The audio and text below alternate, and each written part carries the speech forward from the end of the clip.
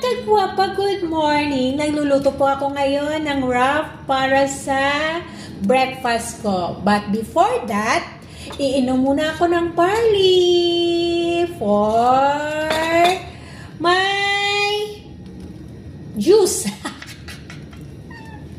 Alam niyo po ba, 2 weeks na ako umiinom ng barley.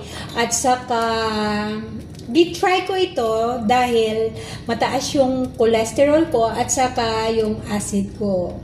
When I tried it, wow! Amazing! Hindi na po sumasakit yung tiyan ko kasi every time sumasakit talaga yung tiyan ko. At saka, nag-hesitate pa ako na uminom nito kasi siyempre, ang mahal, 580 ang per box nito. Pero hindi ako bumili sa online kasi palagi akong nasa scam sa online. That's why pumunta ako sa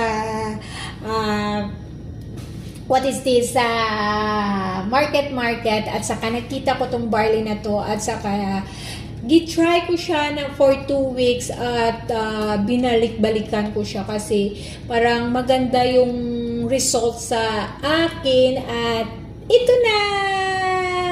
Hanggang ngayon, umiinom ako at saka parang okay na yung result ng acid ko at saka ngayon mamaya, tomorrow pala, magpapacheck ako for my cholesterol kasi mataas talaga yung cholesterol ko. Hindi ko alam kasi ang payat-payat ko nga, mataas pa yung cholesterol ko. Pero I hope na maging okay sa iniinom kong barley. Kasi napapagod na ako uminom ng medicine.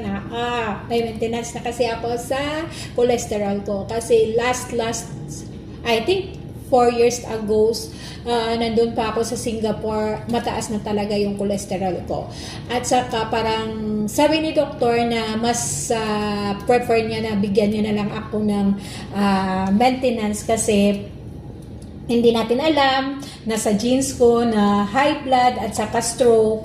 That's why, kailangan kong i-taking care ang health ko.